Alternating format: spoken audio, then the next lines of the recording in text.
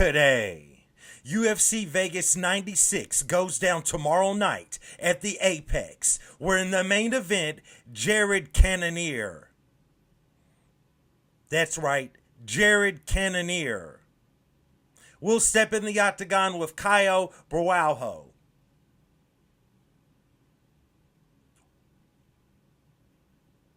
I'll accept it. I like the fight nerds. All of this and more on today's episode of Matter of Fact MMA. What's up? What's happening? Let's go. What's up, guys? We right back at it. We right back with it. It's your boy Matt, and we are here to go over UFC Vegas 96, which goes down at the world famous, maybe the infamous UFC Apex. So let's get down to it as I check my Nizotes for this monumental special card, in which we're only going to be previewing a few of the fights. Just a few, because, you know, I'm not trying to shade these ladies and gentlemen on this card, but I'm only covering a couple of the fights. So let's start out with the tippity top, the main event, where Jared Cannonier will step in the octagon with Caio Borralho. Maybe it's Borralho. Anyway, so here's the thing, man. You got to fight between the number five ranked fighter in the world at middleweight, which is Jared, against Caio, who is currently ranked number 12. The thing is, man, is first off, I got to go along with the fight nerds. I got to go along with Caio to go out there and get the win. All right, that's not a hot take, nothing spicy about that.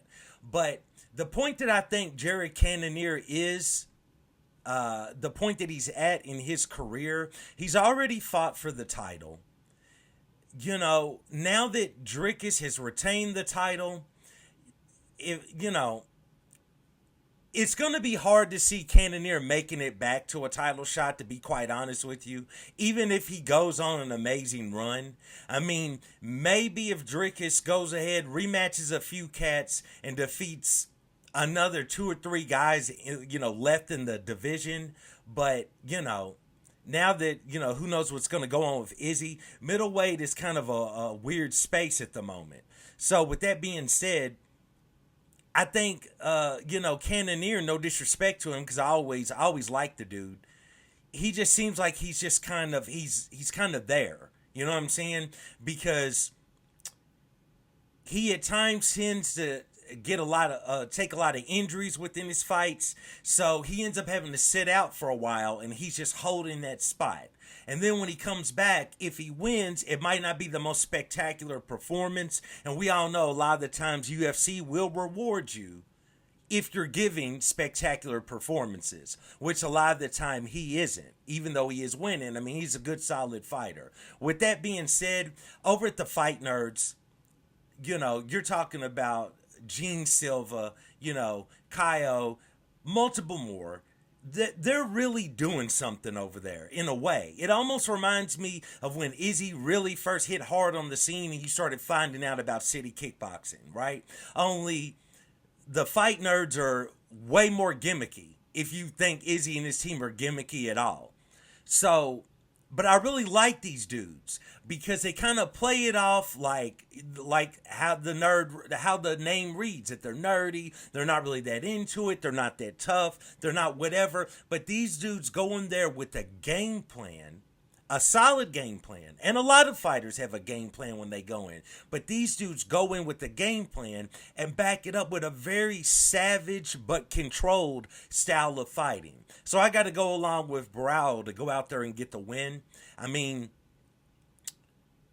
I don't think you're going to see a ton of grappling out of him against Jared Cannonier, because Jared Cannonier is a very strong guy. If you do see it, you'll see it in the first and the second round in order to kind of tire Jared out a little bit, to take a little bit of the sting off of his shots. I think most of this fight, though, is probably going to be contended up against the side of the cage and standing. Just straight up. I don't see a lot of it going down on the ground. I could see, I could definitely see Kyle taking him down a few times in the first or the second round if he can get him down and trying to kind of wear him out. But mostly, I think his game might be suited leaning him or pushing him back up against the cage. But unfortunately, Jared Cannonier is going to reverse that and do the same thing and hold an opponent up against the cage. So I think that that's what you're going to see playing out in this. But I definitely do think that there is going to be a stand-up battle. But I think it's going to be probably not the most exciting because more than likely when they are standing, Kyle's going to keep his distance. He's going to work away from the power side of Jared Cannonier and he's just going to piece him up. I don't see a finish coming out of this fight, really. I think it's probably going to go to a 5-round decision, and Kyle's going to be the winner. So he's my pick for the main event. Let's go ahead. We're going to move on to the co-main event. The co-main event at women's strawweight, we have Angela Hill stepping in the octagon with Tabitha Ricci. I'm going along with Angela Hill. I mean, Tabitha Ricci I think is a good, solid fighter, but I feel like she doesn't do as well against opponents that are, she's already short and doesn't have much range. So most fighters that she goes against are going to have more range. But I think against a long, rangy fighter, and compared to Ricci, Angela Hill is that. I feel like Tabitha Ricci doesn't do too well. I think Angela Hill has much better takedown defense than she had in the past. So in my opinion, I think she'll be able to go out there, stick and move while on the feet.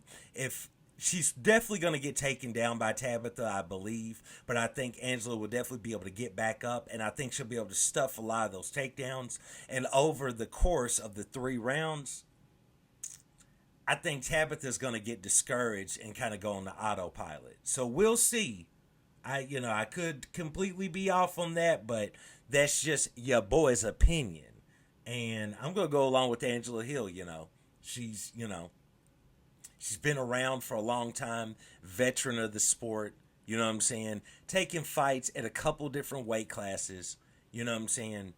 She's definitely on a little vibe, on a little resurgence at the moment, you know what I'm saying? Got some wins under her belt, so I'm going along with her. She's had the bigger strength of schedule as well. So I'm going along with her. Next, we have Neil Magny stepping in the octagon with Michael Morales. I got Michael Morales all day. Michael Morales is a tremendous striker. I love his style. I definitely do think he will end up being a contender if you don't already consider him a contender, which I don't. I'm fronting. I don't.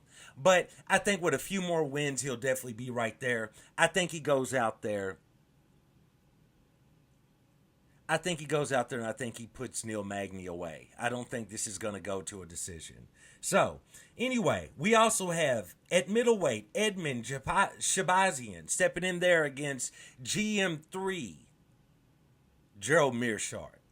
Man, this is a tricky one because in the past, we would all get tricked into picking or betting Edmund Shabazian only to have this man not deliver. That has happened multiple times. But I will say, since his little resurgence, we might be working with something. He ain't going to be no contender, but you might be able to make a little bit of money off of him. He's the favorite going into this, so you ain't going to make no money off of him in this fight.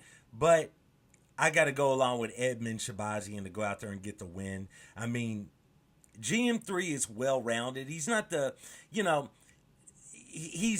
the lesser of everything at striking. But, it seems that when he lands, he cracks. You know what I mean? So, with that being said,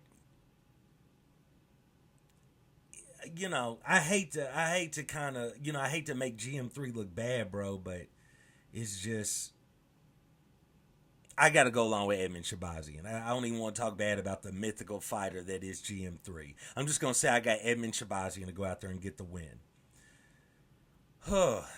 This card. Next, we have Dennis Bazooka stepping in there with Francis Fire Marshall. Tough one to call. Dennis is one of those guys that'll shock you. Every now and then you'll try to fade him, and then he'll go out there and throw something wild and knock a guy out. You know what I'm saying? I'm going to go along with Francis Marshall to get the win here. I think his wrestling is going to be the difference. And, not to shade Dennis's wrestling, but I'm going to go along with Marshall to get the win. I feel like his wrestling will be the difference maker in this fight. So I'm going along with him. Then we have Zachary Reese stepping in there with Jose Daniel Medina. Man, I'm going along with Zachary Reese. Now, I know Zachary Reese can go out there and throw the kitchen sink in the first round. And he's, a lot of the time, in my opinion, I think he's kind of a killer be killed kind of fighter.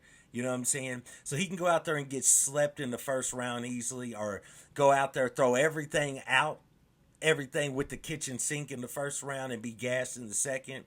But I got to ride with my boy Zachary Reese. He came here, he put on a show in Louisville, Kentucky at the Yum Center. So I'm going along with Zachary Reese to get the win there. Man, this card. Okay, this is going to be the last two fights I'm going to give picks on, and I'll let you get out of here and go on about your day. We have Slava Klaus, Borishev stepping in there with James Yontop. Man, I got to go along with Yontop. All right?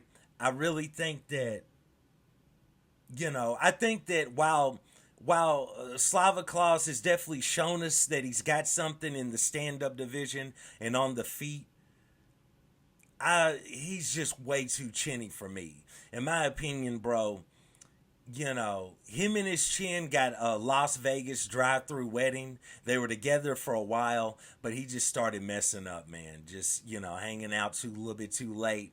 You know what I'm saying? Too many clubs, too many night spots, and the next thing you know, his chin done divorced him. I think his chin is gone. I'm going along with Yontop to get the win. Next, and finally, we have Jacqueline Cavalcanti stepping in there with Josiane Nunes. I'm going to go along with Josiane Nunes. I know she's at a disadvantage reach-wise, height-wise, and everything, but she cracks. And she only needs a couple to land to change the whole complexion of the fight, if not finish it. So I'm going along with Nunes to get the win. So those are the fights that I'm going to be checking out on UFC Vegas 96. Goes down tomorrow night at the Las Vegas Apex. Be there or be square. Not really. If you're showing up to that card, more power to you. Plus, I don't even know how you get into that. Do you gotta go? Do you have to know Mark Zuckerberg, or you gotta have Dana in the group chat? I don't even know how you get into the Apex. But nevertheless, we'll be checking out. At least I'll be checking out those few fights. And once again, I do want to thank you guys for joining me for another episode of Matter of Fact MMA. And I'll check you next time. Peace.